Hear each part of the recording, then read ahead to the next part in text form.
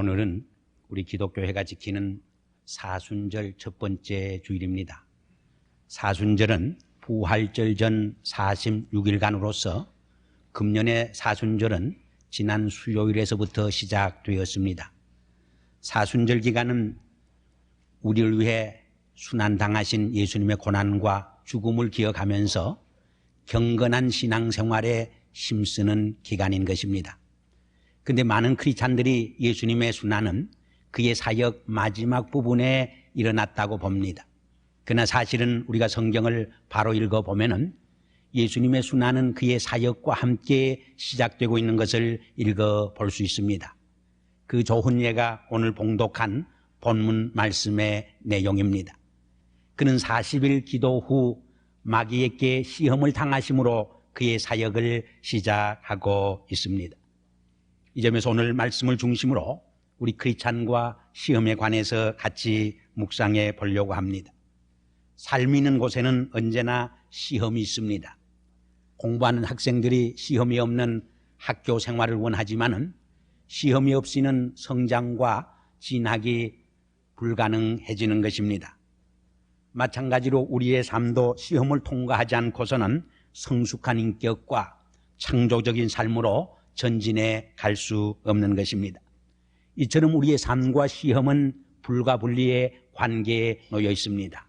어떤 의미에서 정비례한다고 말할 수 있습니다. 우리의 삶의 도수가 짙으면 짙을수록 우리의 시험의 도수도 짙어지게 되는 것을 우리가 경험하는 것입니다. 성경에 보면 인류의 역사는 우리의 조상 아담 해와가 시험을 받음으로 시작되고 있습니다. 이것은 우리 인간은 시험을 받으며 살아갈 수밖에 없는 실존적인 존재인 것을 말해 줍니다.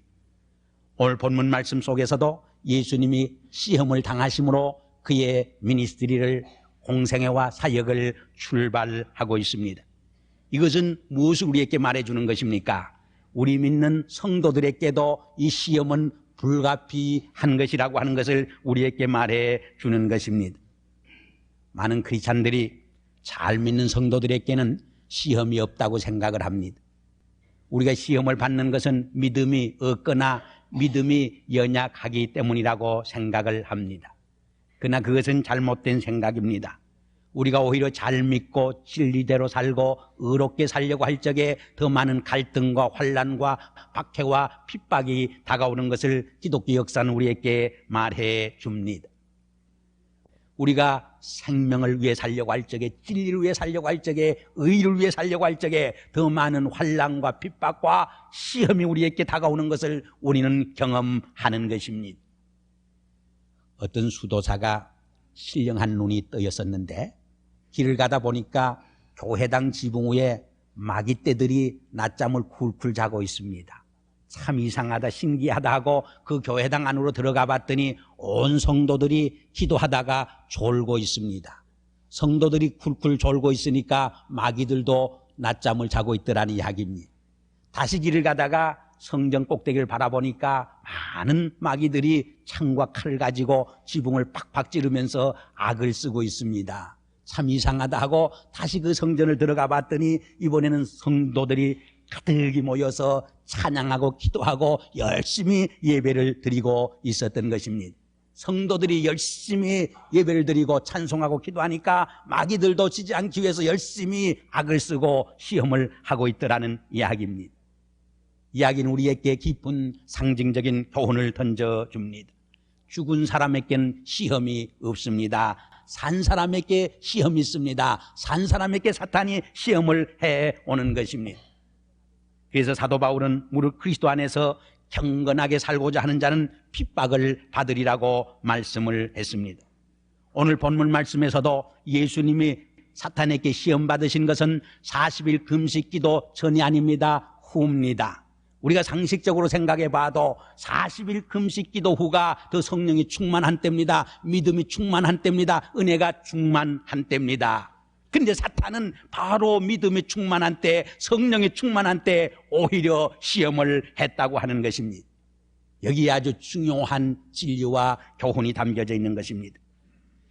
시험은 믿음이 없을 때나 약할 때만 오는 것이 아닙니다. 믿음이 강할 때도 옵니다. 은혜가 충만할 때도 옵니다. 성령이 충만할 때도 오는 것입니다. 그 시험의 차원이 달라지는 것뿐입니다. 국민학교 1학년 수준의 크리스찬에게는 국민학교 1학년 수준의 시험이 부닥쳐옵니다.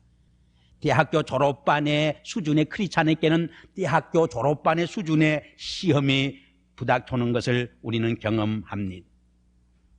그리고 또 하나의 오해가 있습니다. 많은 크리스찬들이 건강하고 성공하며 출세할 때 그것을 하나님의 축복으로 생각하고 병들고 가난하며 실패하는 것은 하나님의 저주요 시험이요 화라고 생각합니다. 그것이 어느 정도 사실인 것을 우리는 동의합니다. 그러나 그것이 완전한 옳은 답변은 못 됩니다. 우리가 좀 더 깊이 생각해 보면 반드시 세상적인 성공이나 출세가 축복이 아니며 병들고 사고나고 실패하는 것이 모두 시험이거나 하나님의 화가 아닌 것을 얼마든지 찾아보게 되는 것입니다. 사실 가난과 고통이 축복이 되는 경우도 많이 있습니다. 가난한 사람들에게 주는 기쁨과 받는 기쁨이 넘치는 것을 우리가 목격합니다. 근데 종종 부유한 사람들은 이 받는 기쁨을 상실하고 살아가는 불행을 종종 갖습니다. 어떤 이가 이런 말을 하는 것을 들었습니다. 엘리자베스 여왕의 남편은 어떤 의미에서 불행할 것이라고. 여왕이 모든 값진 것을 다 가지고 있으니까 웬만한 선물 주어도 감격이나 기쁨이나 감사가 없을 것이라는 것입니다. 만일 그렇다고 하면 오히려 그것은 불행한 삶임에 틀림없습니다. 그래서 예수님도 가난한 자가 복이 있다고 말했습니다. 그들이 천국을 차지할 것이라고 말씀했습니다. 이렇게 말할 적에 심령이 가난한 자가 복되다고 했지 어디 가난한 자가 복되다고 했느냐 반문할는지 모릅니다. 마태복음에서는 심령이 가난한 자가 복되다고 했지만은 누가복음 6장 20절에서는 분명히 가난한 자가 복되다고 말씀을 했습니다. 가난한 자가 지니는 영적 축복과 내적 부유함을 오히려 칭찬하고 축복하신 말씀인 것입니다. 그래서 폴 블랜드 박사는 심지어 이렇게 외쳤습니다. 고통을 창조하신 하나님께 감사합니다. 나는 하나님이 그보다 더 훌륭한 창조를 하실 수 있었다고 생각하지 않습니다. 그것은 참 멋진 것입니다. 너무 역설적인 말 같지만은 그것은 어떤 의미에서 진리임에 틀림없습니다. 왜냐하면 인간은 오히려 병들고 고난을 겪을 때 더 진실해지고 인간 본연의 자세로 돌아가기 때문입니다. 인간은 건강하고 성공할 적에 겸손하고 하나님 앞에 감사해야 하지만은 오히려 교만해지고 타락해지기 쉬운 것이 인간의 실존인 것입니다. 그렇다고 하면 어느 것이 정말 축복이고 어느 것이 정말 시험이요 어느 것이 화란 말입니까? 어떤 의미에서 인간에게는 성공 뒤에 위기가 부닥쳐옵니다. 우리가 성경을 읽어봐도 많은 사람들이 고난과 역경 속에서 하나님을 저버린 것이 아닙니다. 성공 뒤에 출세 후에 교만해져서 오히려 하나님을 떠나갔습니다. 하나님을 배반했습니다. 회의의 포로가 된 것입니다. 오늘날 많은 크리스찬들이 축복을 너무 물량적으로 해석하고 이해하려고 합니다. 이것은 신앙의 세속화입니다. 신앙의 자본주의화입니다. 이것이 바로 성령과 은혜를 돈으로 살려고 하는 시몬의 잘못이라고 말할 수 있습니다. 어떤 이가 마귀도 병들면 착해진다 그런 유명한 말을 했습니다. 이것은 오히려 병들고 인간은 오히려 병들고 가난해지며 역경 속에 처할 때에 선해지고 착해지는 것입니다. 예를 들어서 잘못된 길로 가는 한 젊은이가 있다고 가정을 합시다. 그에게 건강이 있고 돈이 있으면 오히려 멸망과 타락으로 빠져들기 십중팔구입니다. 그러나 그에게 건강이 해쳐지고 실패할 적에 오히려 돌이켜서 하나님의 올바른 기회로 돌아서는 축복의 기회가 되는 것을 우리가 종종 목격합니다. 그렇다고 하면 그때 병고나 고난은 오히려 그에게 하나님의 은총이 되어지는 것입니다. 사실 고통마저 축복으로 받아들이며 살 수 있고 시험마저 은총으로 받아들이며 살 수 있을 때 우리는 참으로 승리하는 인생을 살 수 있게 됩니다. 참으로 우리는 멋진 인생을 살아갈 수 있게 되는 것입니다. 그럼 어떻게 시험마저 은총과 축복의 기회로 받아들이며 살아갈 수 있는 것입니까? 그것이 예수님께서 세상에 오시어서 우리에게 보여준 삶의 모습입니다. 그것이 오늘 본문 말씀이 우리에게 보여주는 중요한 진리와 교훈의 한 장면인 것입니다. 우리가 시험을 이기고 이러한 삶을 살기 위해서는 시험이 무엇인가를 분명히 이해하는 것이 중요합니다. 성경에 기록된 시험이라고 하는 말, 페이라제인이라고 하는 말은 두 가지 뜻을 담고 있습니다. 하나는 유혹한다는 뜻입니다. 영어로 흔히 temptation이라고 번역을 하고 있습니다. 두 번째로는 시련이라고 하는 뜻이 있습니다. 이것을 영어로 흔히 test라고 번역을 하고 있습니다. 유혹이라고 하는 말은 부정적인 의미를 담고 있습니다. 그러니까 우리를 넘어뜨리고 타락시키려고 하는 나쁜 의미를 지닌 말입니다. 그러나 시련이라고 하는 말은 긍정적인 의미를 담고 있습니다. 그러니까 우리를 약하게 하는 것이 아니라 오히려 강하게 훈련시키는 것을 의미합니다.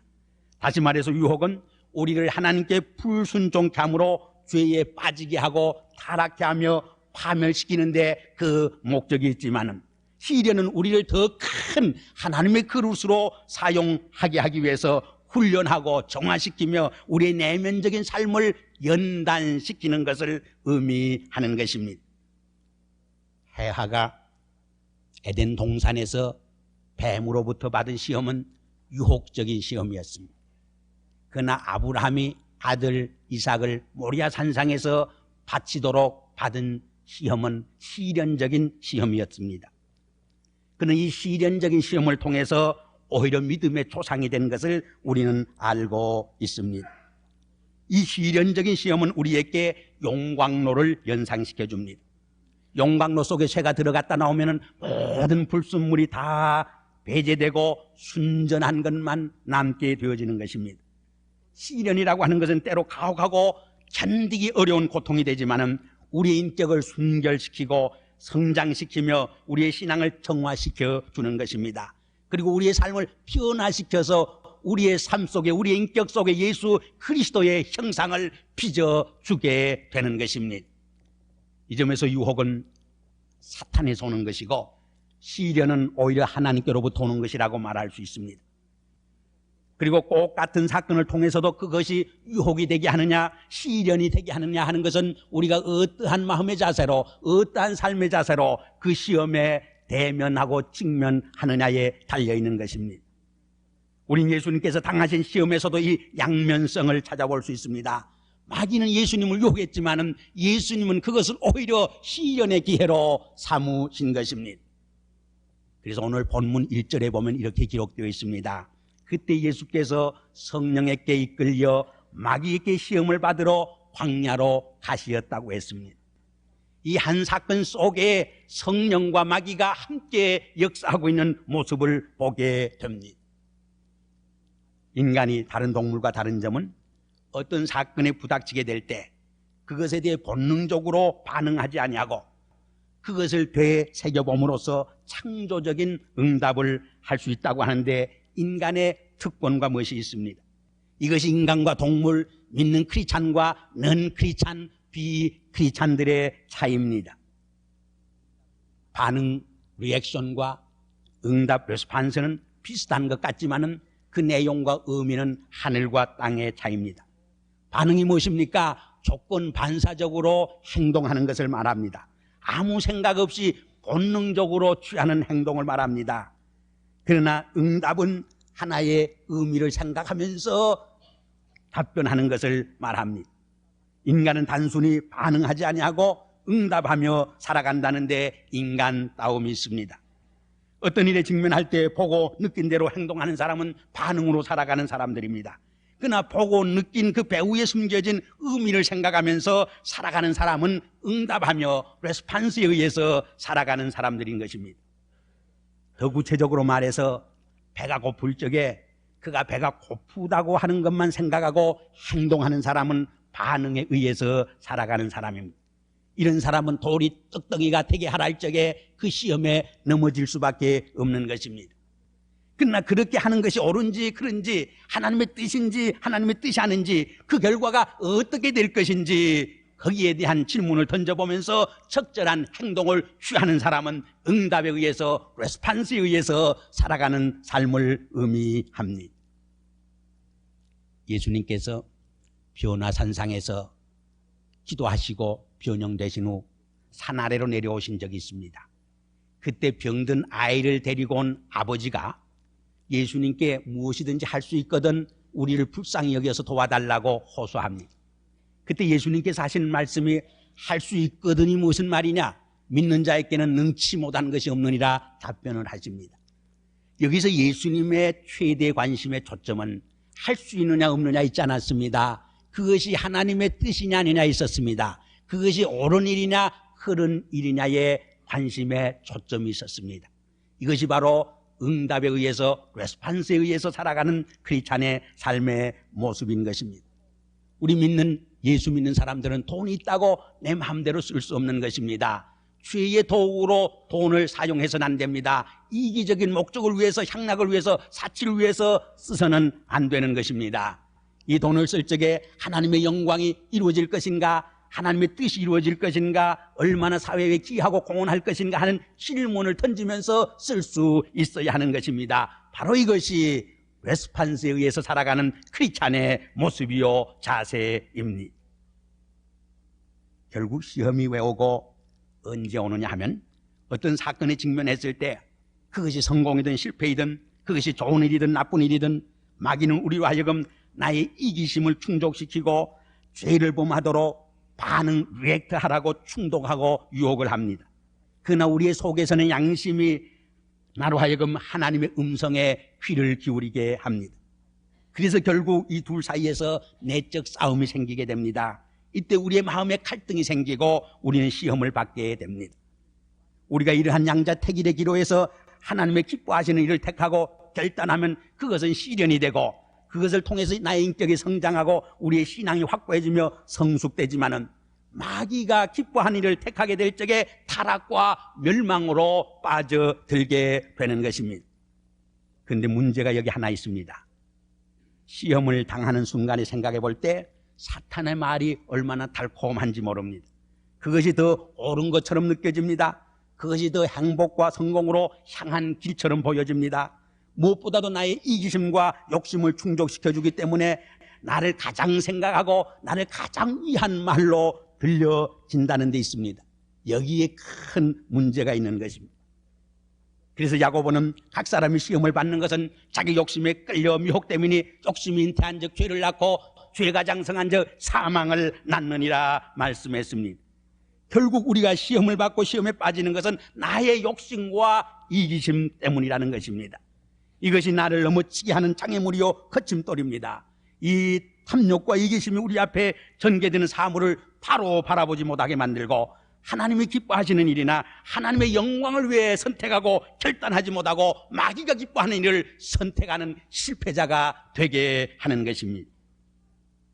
간단히 말해서 양자택일의 기로에서 쉬운 길, 평안한 길, 출세와 성공으로 향한 길처럼 보이는 것은 사실은 미혹의 길입니다. 유혹의 길입니다. 그러나 좀 어렵고 힘드는 것처럼 보이는 것이 오히려 하나님의 뜻을 이루는 하나님이 원하는 길이라 생각하면 오히려 틀림이 없습니다. 마귀는 예수님께 쉽게 세상을 정복하는 길을 제시했습니다. 십자가의 길에 비하면 얼마나 쉽고 평안하게 자기 목적을 성취할 수 있는 달콤한 속삭임인지 알 수 없습니다. 사탄은 예수님의 수제자 베드로를 통해서도 십자가를 지지 못하도록 간청케 한 것입니다. 그때 예수님은 인정사정 없이 사탄아 물러가라 말씀하심으로 주님은 그 길을 물리치시고 십자가의 고난의 길, 희생의 길을 결단하고 선택한 것입니다. 그것이 하나님의 뜻이었기 때문입니다. 그래서 예수님은 나를 따라오려거든 자기를 부인하고 제 십자가를 지고 나를 쫓을 것이라고 말씀했습니다. 넓은 길로 가지 말고 좁은 길로 가라고 말씀했습니다. 넓은 길은 사망으로 이끄는 길이지만 좁은 길은 생명으로 이끄는 길이라고 말씀하신 것입니다. 이 말씀을 하니까 생각나는 간증이 있습니다. 어느 목사님이 목회를 하는데 주일마다 빠지지 않는 할머니가 계셨습니다. 근데 어느 날 주일 할머니가 오시질 못했습니다. 그래서 월요일날 신방을 갔더니 다리를 많이 다쳐서 꿍꿍 앓고 있습니다. 어떻게 하다 다리를 다쳤느냐 물었더니 환한 얼굴로 하는 말이 목사님 때문에 그랬습니다. 그래서 왜 나 때문에 그래 됐느냐 했더니 지난주일 넓은 길로 가지 말고 좁은 길로 가라고 해서 넓은 길을 두고 좁은 길로 오다가 넘어져서 다쳤다는 것입니다. 좁은 길로 가라는 말이 무엇을 말합니까? 십자가의 길을 선택하는 용기와 결단을 의미합니다. 그럼 결론적으로 우리가 시험을 부닥칠 적에 어떻게 시험을 이기고 리액트하지 아니하고 레스판드하며 우리가 살아갈 수 있는가? 첫째로 주님은 시험을 당했을 적에 무엇보다도 말씀으로 시험을 이겼습니다. 사람이 떡으로만 살지 아니하고 하나님의 입으로 나오는 말씀으로 사느니라 응답하셨습니다. 그러나 여기서 기억해야 할 중요한 사항이 있습니다. 예수님 말씀으로 응답할 적에 마귀도 말씀으로 공격했습니다. 그러므로 말씀에 대한 깊은 묵상과 이해와 실천 없이 우리는 말씀으로 세상과 자기와 마귀 시험을 이길 수 없습니다. 두 번째로 예수님은 겟세마네 동산에서 제자들에게 너희가 깨어 기도함으로 시험에 들지 않게 하라고 말씀했습니다. 시험을 이기는 길은 내 힘으로 부족합니다. 기도를 통해 하나님의 주시는 성령의 능력과 하나님의 도우심이 필요한 것입니다. 세 번째로는 이러한 믿음을 가져야 합니다. 고린도전서 10장 13절에 보면은 바울이 뭐라고 말했습니까? 우리가 시험을 당할 적에 하나님께서 감당할 수 있는 시험을 주신다고 했습니다. 또 시험 당할 즈음에 피할 길을 열어주신다고 말씀했습니다. 요한복음 16장 33절에 보면 너희가 환난을 당하나 강하고 담대하라 내가 세상을 이겼노라 예수님이 말씀하셨습니다. 요한일서 5장 4절에서도 하나님께로서 난 자마다 세상을 이기니 세상을 이김은 우리의 믿음이라고 했습니다. 이러한 믿음을 가질 때 우리는 세상을 이기고 마귀를 이기고 자기 자신을 이기는 승리의 사람이 될 줄 확실히 믿는 것입니다. 기도하시겠습니다. 아버지 하나님, 오늘 예수님이 당하신 시험을 통해서 우리 그리스도인이 당하는 시험을 묵상할 수 있는 기회 주심을 감사합니다. 우리가 매일매일 살아가는 삶의 과정에서 수많은 시험을 저희들이 겪고 있습니다. 그때마다 말씀과 기도와 시험을 이길 수 있는 믿음 안에서 승리하게 하시고 하나님의 뜻을 이루어갈 수 있는 저희들이 되게 축복하시옵소서. 예수님의 이름으로 간절히 기도드리옵나이다. 아멘.